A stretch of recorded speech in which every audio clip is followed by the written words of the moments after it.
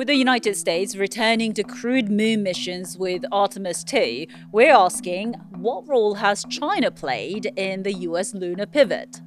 China's space program has been advancing at a steady pace, and after landing a rover on the dark side of the moon, the country aims to send humans to the moon by the end of this decade. And the next decade, they want a permanent moon base. So, is this a new space race? And could the US and China ever work together? I'm Mariko in Singapore, and this is Asia Pacific from the BBC World Service. Twice a week, we bring you Asia Pacific stories, unpacked by those who know them best. Well, I'll be speaking to Dr. Brett Tucker, who's an astrophysicist and cosmologist later in this episode about the China factor in the US pivot back to the moon. But first, the reason we're talking about space and the moon is because of Artemis 2. And I have BBC journalist Ketaki Maslamani with me. She's recently moved to Singapore to start working on the newly launched, can I say, the streaming desk out of Singapore. And you've been following the mission very closely. Welcome to Asia Pacific. Thank you so much for having me. Firstly, why is this mission such a big deal? This is all we've been hearing about all week. Yes, I've had my eyes glued to my 8 different screens, keeping an eye on every angle of the story.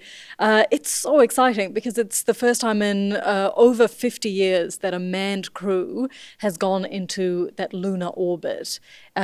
They'll be setting a few records on this trip. So first manned crew, obviously, in 50 years, but also the furthest that a human will have traveled into lunar space, which is very exciting. And despite it being a mission to the moon, they're not actually going to the moon. This is just the first step in a decade-long mission that will see lots of milestones for NASA.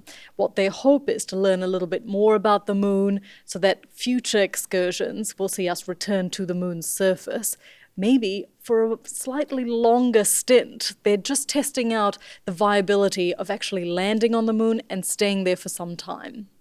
So they're basically flying around the moon. How has it been going? I think they've picked 4 of the most positive people on this planet to send up to the moon. The great thing is you don't have to take my word for it. They've been doing press conferences while they've been up there. They've been sharing with us what they eat every day, how they wake up, the music that they wake up to. So all in all, it's going well. They're experiencing space, a couple of them for the first time. It's a really exciting trip for them. But don't just take my word for it. You can hear from the astronaut themselves in one of the many press conferences that they've given. The images you guys have sent back are absolutely spectacular. And when you look at the moon that you're headed for and that gets closer and closer, what are your thoughts?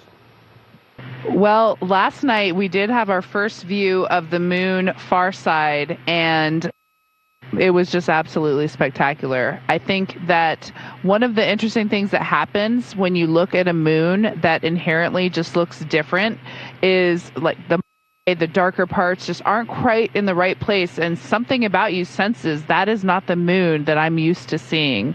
And sure enough, we got out our lunar targeting information, and we matched up, and we're like, yeah, that is the dark side. That is something we have never seen before. So that was Christina Koch. I mean, it's incredible that they have to be holding these press conferences every single day for everyone to see. But you touched on it earlier, how the next step might be Mars. So can you just elaborate on what kind of things they're planning to do? Exactly. It seems like, there's a lot in the works here. What the scientists are hoping is that if they set up a base on the moon, they'll be able to see Mars clearly and study more about the planet's surface.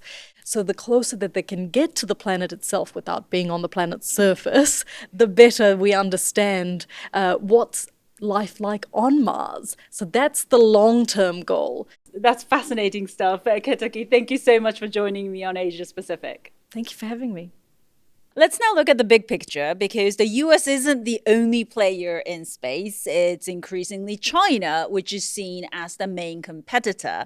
I have Dr. Brett Tucker, who is an astrophysicist and cosmologist from the Australian National University. Welcome to Asia Pacific. How's it going? Yeah. Thanks for having me. So, first up, was China a factor in the Artemis 2 mission? Maybe less in the exact mission, but the overall push to get it to going, not just Artemis 2, but the broad Artemis project for sure. It is very clear. And in fact, in the past few weeks, we've seen the announcement that the US has somewhat changed their Artemis timeline and ambitions. And this is directly because of not only the growth, but the speed of the Chinese space program. The Chinese space program it is moving exceptionally quick. And the U.S. has really come to terms, in particular with the new administrator, Jarek Isaacman, that it kind of, not that it can't relax, but it can't just rest on its laurels, and it really has to push what it's doing on the moon because China is nipping right behind them. So you talked about the speed of the Chinese space program. Obviously, the last space race that I remember was between the US and Soviet Union, but now it's against China. So where exactly is China at now? The Chinese space program is actually relatively young. It's only about 32 years old compared to the US, which, as he said, was from the 60s and the 50s when it was doing this with Russia. And so they have had a massive, ambitious program of getting to the moon. In fact, they are the only group that's landed on the far side of the moon. So Artemis 2, there's a lot of talking about it's going around the moon and they'll see the far side. China's the only group that has actually landed on that side of the moon. And so the next Chinese mission will be Chang'e 7, which will land at the lunar South Pole, one of the big targets of the US, extract samples and bring them back, landing in Mongolia. So they have a rapidly ambitious program where they want Chinese taikonauts, Chinese astronauts, on the ground in 2030 to 2032. What is China doing so differently to actually advance so quickly? When they started their program, they cooperated with Russia. And what this allowed China to do was learn lessons the Russians already had. So a lot of space groups have to kind of build it and find their own way and test and experiment and learn by process. China said, all right, well, let's learn what the Russians have done. And then with funding and support, let's accelerate it. Now, I mean, there's a lot of great people working in the Chinese space program. And so by not starting 30 years behind, but by starting kind of where they were, but then having the capability quickly and the resources being people and money, they were able to do this. And they also had huge ambitions, and they stuck to it. Yeah, as you said, it's extremely expensive, and the Artemis 2 mission, correct me if I'm wrong, but is estimated to have cost more than $90 billion to date. Do we know how much China is spending? Figures from China are a bit hard to get out. There is close cooperation between the civilian side, CNSA, the Chinese Manned Space Agency, and the defense side of China, and that's kind of a budget that approaches more closer to 80 billion based on a few years' figures. So it is still less overall than what the US is spending. However, China has found this very unique way of cost operating and effectiveness. One of the big costs of space is time. Paying for people's time, engineers and scientists, that costs a lot of money. And when you're employing thousands of them, it takes time. So China's model is a little bit more akin to the private companies in the US. Let's move fast and test regularly because that's going to shorten the time, and therefore that's going to shorten the cost. And that's something NASA has historically struggled with.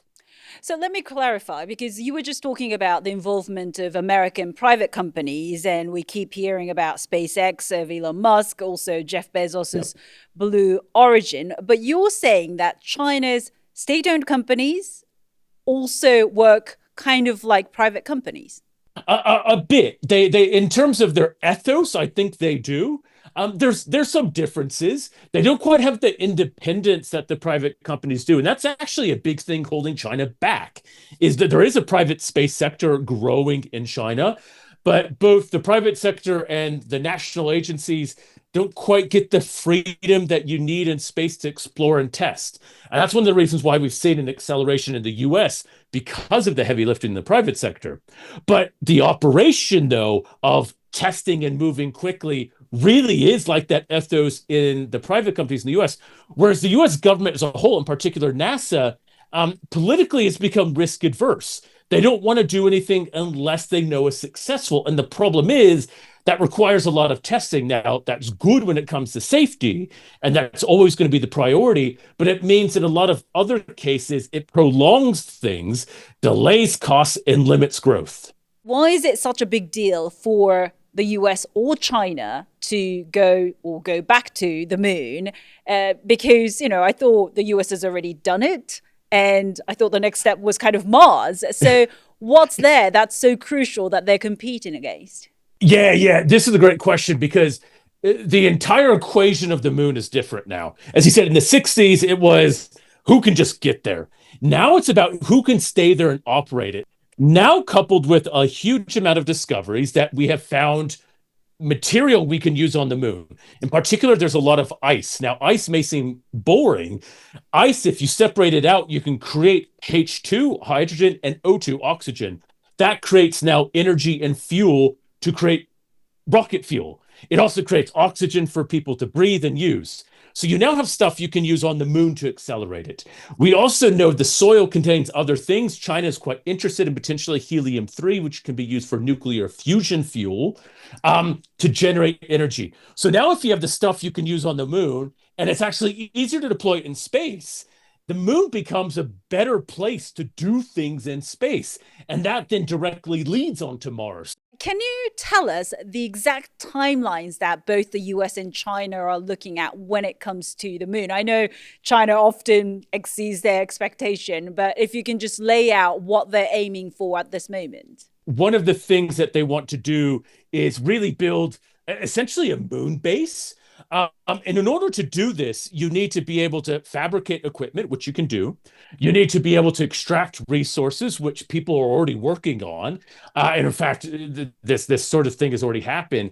And then you need to power. And this is one of the surprising things, is that there's a lot of talk about how do you power operation on the moon. Now, the moon works weird. You get 2 weeks of continuous daytime, 2 weeks of continuous nighttime. So during the daytime, which is 2 weeks, Earth weeks, you get solar power. That's not a problem. How do you do it in the nighttime when it plummets in temperature? So a lot of groups are already developing small nuclear reactors. In fact, China is vastly ahead the development of this technology with Russia compared to the US. And we've recently seen in the past month, the US announced a change of plans to try and do this as well. All of this wants to happen in the early 2030s. This isn't, hey, let's wait another 5 years. One of this Artemis 2 mission is so they could do Artemis 3 next year, Artemis 4 2028, which lands people on the moon, and then yearly to half yearly missions ramping up that activity in a very similar cadence with China as well. Something that does affect us in our day-to-day life is satellites, because they play a crucial role in communications, but also in warfare. And defense is a huge part of this global space race, isn't it?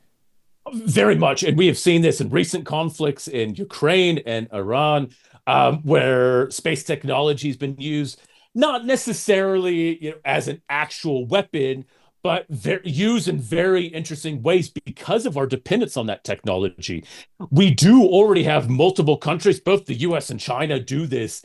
They have satellites and infrastructure that can be used in somewhat offensive capabilities. Now, it's directly forbidden, but cyber warfare, for instance, and jamming is already happening on satellites. And based on how defense and military and government organizations have been dependent on satellite technology, that has a big thing. Space has become so ingrained into what we do on Earth. This has naturally been applied in the defense world.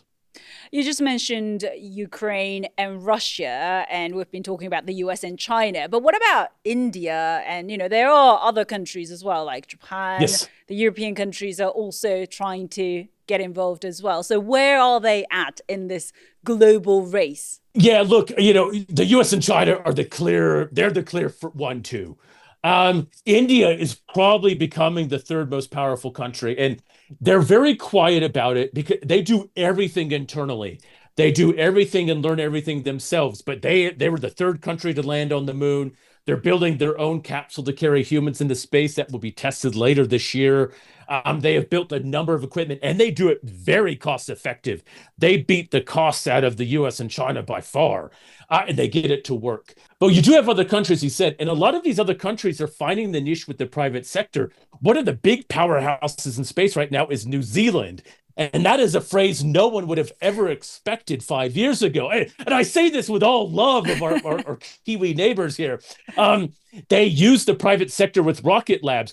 New Zealand launches more things for groups than Russia. Again, it's a bizarro world almost, but they have found a way of doing it really effectively. But it seems like the US is currently leading this global race.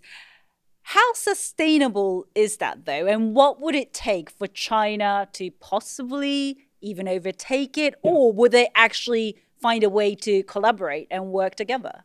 The biggest thing holding up the US is politics. The politics of the US has really limited the framing of when the US can do this. In fact, it was under the first Trump presidency that he accelerated every time frame of getting to the moon. Originally, it was supposed to be 2028. He said, no, I'm going to make it 2024. That was a political choice because he thought he'd be reelected the second time. And in 2024, he get to say humans are back on the moon in his presidency. Well, that didn't happen because no one funded it and supported it. And we're actually back to where we started, getting humans back on the moon in 2028. So that is the biggest limiting factor in the US is the politics side. Now with China, it's the independence of the private sector.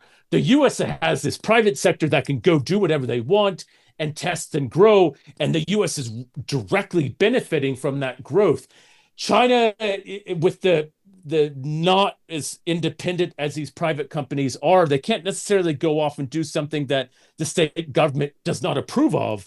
Therefore, they're limiting some growth in unique areas. If that changes, then by far the Chinese space program as a whole, civilian, national, and defense, can overtake the US. The collaboration will be, quite interesting because even the Russians and Americans collaborate in space, still on the International Space Station. They still find a way. And there have been a few times the US and China has actually collaborated even on activity on Mars. And the benefit of the space race is you get people like me, not that I'm necessarily a benefit, but as a scientist, we don't care about the politics. We're interested in what it means in science and engineering and how do we benefit humanity. And we find a way of working together. Science without politics. What a nice way to end this podcast. Dr. Brett Tucker from the Australian National University, thank you so much for sharing your insights. No worries. Look, if we're shooting for the moon, we can dream for bigger things. That's right. You've been watching Asia Pacific from the BBC World Service with me, Mariko Oi, in Singapore. If you have any questions or thoughts on what we covered in this episode or any other stories from the region, please leave us a comment below. You can also get in touch with us on email, asiapacific@bbc.co.uk. And you know the drill, click like and subscribe so you never miss an episode. See you next time.